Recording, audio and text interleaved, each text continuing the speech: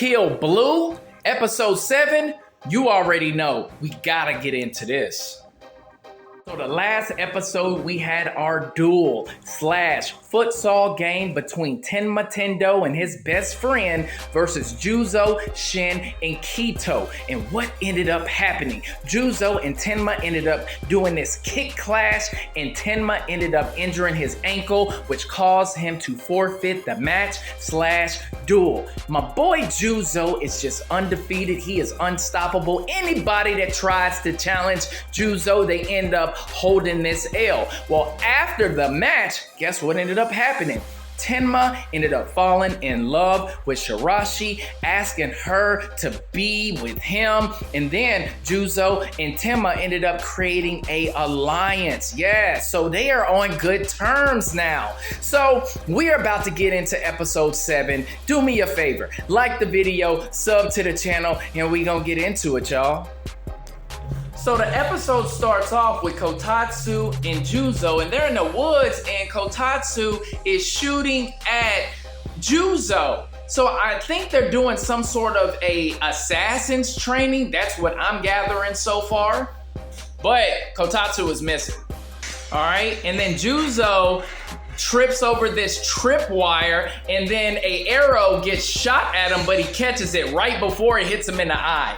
So then Kotatsu and Juzo end up running into each other, and Kotatsu swings at Juzo. Juzo ducks under him, grabs a tree branch, pulls it back, hits Kotatsu in the face with it to distract him, grabs Kotatsu's gun, right? Pulls it down, and he puts his gun to Kotatsu's stomach. Yo, even though Juzo is inside of a child's body, he is still a deadly threat. So Juzo and Kotatsu finish their training, and Juzo is like, hey, I'm not as strong as I was when I was in my adult form, but I still got the knowledge that I can carry with me, and I can actually move better since I'm in a younger body. So then Kotatsu just reiterates, hey, do not go full force with your strength. You still need to pretend like you are a middle schooler, so don't go all out like you did with Tenma. Remember what your mission is with the boss to get the information about the school. So basically, he's just telling Juzo to stay focused. Full episode is uploaded on the channel as we speak, so do your boy a favor, watch the full video. There's nobody on YouTube doing breakdowns like this. With that being said, let's continue. Yo, so the next day, Shirashi pulls Juzo and Norwin to the side and asks if they would go on a double date with her and Tenma. So basically, Tenma has been doing the most, going inside of her classroom with her classmates, popping in saying, I love you. Everywhere that Shirashi was going, he would just pop up, hey, coming down the stairs, I love you. So he put it on so thick that it slipped that she agreed to go out on a date with him, but she wants to do a double date because she don't want to be with him alone. That's why she's asking Juzo and Norwin to do a double date, all right? So she has some sort of a chaperone, some sort of a barrier between her and Tenma. So Juzo and Norwin decide to go on this double date, and the next day, Norwin and Shirashi, they end up seeing each other first, and Norwin just looks like she's in disguise. She got this hat on, these glasses, and Shirashi is like, what do you have on? And Norwin is like, well, this is like my anti-protection guy gear, so guys don't keep coming up to me trying to holler at me. And then Tenma shows up in workout gear. So then Shirashi is like, you came to this double date in workout gear? Hey, but Tenma ain't even tripping on what she's saying because he is just glad he gets to go on a date with Shirashi. And then Juzo finally pulls up on him, and he's in like this business casual, very professional. He has his little man purse pouch to match his blazer and everything. And now Norwin is tripping because, you know, Norwin got on like everyday go run errand clothes, and he's making her look like she didn't show up the way that she was supposed to show up. So they get this double date started. They start walking, and Shirashi asks Tenma, so what are we gonna do? He's like, hey, I figure we go browse some shops and then we can go catch a movie. So Juzo and Norwin, they come across this park, right? And Juzo starts showing his age, and he's saying, back in the day, this used to be a nothing park. Homeless people used to walk around here. And then Norwin is like, back in the day, and Juzo catches himself and ends up spitting out his coffee. Then he tries to cover it up, talking about, oh, this is something that I read online from a guy. So they get hungry and they decide to go to a coffee house, and then they start shopping around at some clothing stores. And then they finally hit the movie theaters. So we got a couple of different things going on at the movie theater. One, Shirashi is trying her hardest to pretend that she's not having a good time with Tenma, but she actually is. And then two, we have Norwin really believing that Juzo is a grown-ass man in a child's body. She is nervous because he is displaying a old ass guy. The way that he talks, the way that he's carrying himself, the way that he can hold his own in any physical activity or confrontation. She is on to Juzo. So everything is fine. They're watching the movie, right? And then all of a sudden, Juzo starts having this out-of-body experience. He's clutching his heart, he's sweating, and then he passes out, y'all. And then he wakes up in his adult form, y'all. Yes, he passed out, he woke up, he's in his adult form. Now, Norwin, Shirashi, and Tenma, they're still watching the movie, but Juzo realizes, hey, I'm in my adult form, and he's like, look, did the wasp sting, did it wear off or what? And as soon as Norwin looks at Juzo, he covers his face and he runs to the bathroom. So Juzo is in the bathroom recollecting on his experience being in middle school, you know, agreeing to be Norwin's boyfriend, going on this double date. He's like, what am I doing?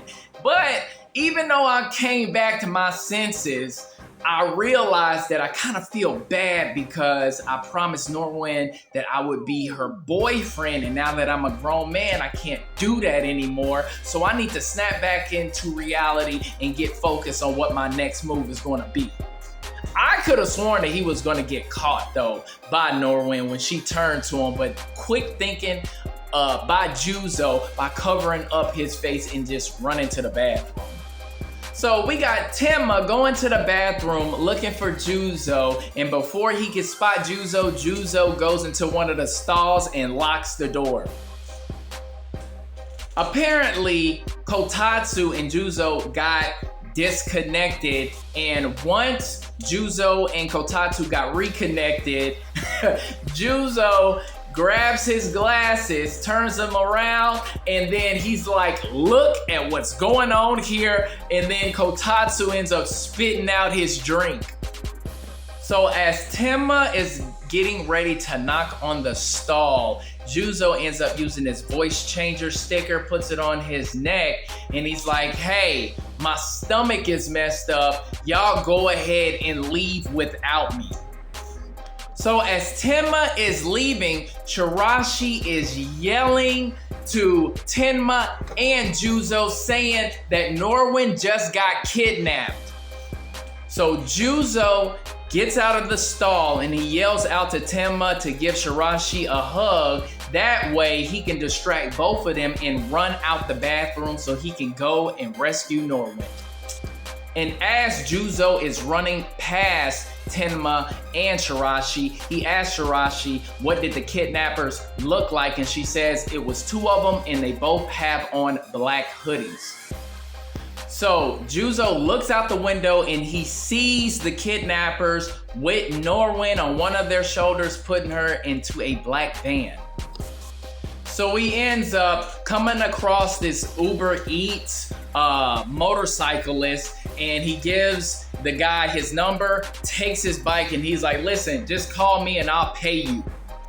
So we got Shirashi and Tenma, and Shirashi is like, we need to go leave so we can go help Juzo find Norwin. And then Tenma is like, for what? I'm here with you. My focus is only on you. Plus Juzo already went after him. Why do we need to go, right? Well, Shirashi grabs Tenma by his shirt and she slaps him, starts shaking his head, and she's like, I already told you, when somebody is in need, we are supposed to help them. I do not like your attitude, and just think, I was having a good time, but because you're behaving like this and why your attitude is the way that it is, do not make me lose respect for you, right? So she basically talks some sense into Tenma, and Tenma took a step back and he's like, you know what? You're right. People have always told me I've been unable to read the room when it comes to situations like this, and I want you to teach me. I'm sorry. So Tenma tells Shirashi to stay there, call the police, and then Tenma calls Juzo to see where he's at. And guess what? Juzo transformed back into a kid. So Tenma ends up running to where Juzo is at, and they're at this stadium. They go inside the stadium and they find the kidnappers in Norwin on this soccer field. So Juzo notices this patch on one of the kidnappers' sleeves, right?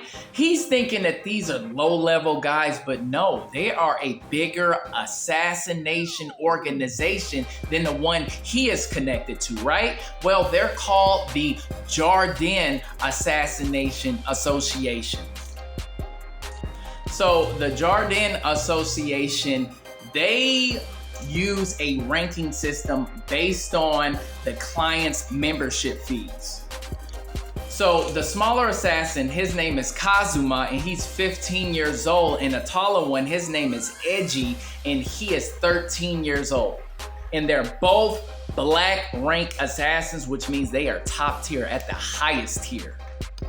So Kazuma calls Juzo and tells him that, of course, he wants to challenge him in order to become Norwin's fiance, and his specialty is hypnosis. He can hypnotize anybody and any woman to fall in love with him. And then he goes on to say, you know, having the title of Norwin's fiance doesn't satisfy me because she needs to be the bride of my brother in body and soul. Weird. Eiji is his brother, by the way. Hey, let's be real. Eiji is slow. The only thing he's been saying is ooh and ah, and Juzo has caught wind of it, and he's like, how would they even make it long-term hypothetically, right? And then Kazuma is like, don't worry about that. I will give him the support he needs, and I'll just make sure that Norwin falls in love with him, right? And then he's like, listen, the conversation is over. Now, Tenma, you can leave right now and I will give you this deal. I will hypnotize Shirashi into falling in love with you if you leave this instant. And then Tenma is like, hold on, that's like cheating, and I am a competitor. I like to win legitimately. And the fact that y'all kidnapped Norwin already pissed me off. I don't like y'all, right? So then Juzo is like, listen, now we done talking. It's time to get to it. So then IG ends up putting a golf tee and a golf ball down on the grass, swings, and starts hitting the ball towards Juzo and Tenma. They start taking off running because that ball is coming at them hardcore. Oh, they are running their asses off. I mean, IG is swinging that ball so hard, it is making the whole stadium rumble. Things is blowing up. I mean, he's putting holes in the stands, y'all. So then Kazuma tells IG to keep watch on Norwin while he goes and pursues Juzo and Tenma. So Kotatsu tells Juzo to go to block 320. That way he can send a drone with guns so Juzo can protect himself. As the drone is getting ready to drop off the guns, Kazuma ends up shooting the drone in half. Then Kazuma is like, I can't let you get a hold of these guns. And aren't you in the same line of work as me? And then once the drone finally hits the ground, guess what happens? A gun falls out of the drone. It is literally steps away from Juzo. So Juzo realizes that the younger brother, the taller brother, IG, is actually a sniper. So what does Juzo do? He grabs one of those poles that, you use whenever you go into the club, the line to, you pull it out to separate the lines, picks it up and throws it. As the thing hits the ground, IG, shoots a golf ball, it explodes in the gun that Kotatsu sent in that drone. It goes up in the air and Juzo catches it. So Juzo catches the gun in the air and walks towards Kazuma, and he says, listen, I look at Norwin as a daughter. And just imagine a random guy comes up to Norwin's father saying, hey, I'm going to marry your daughter by hypnotizing her, right? Then Juzo points his gun at Kazuma and says, I'm going to beat your ass, and then the episode ends. Bruh.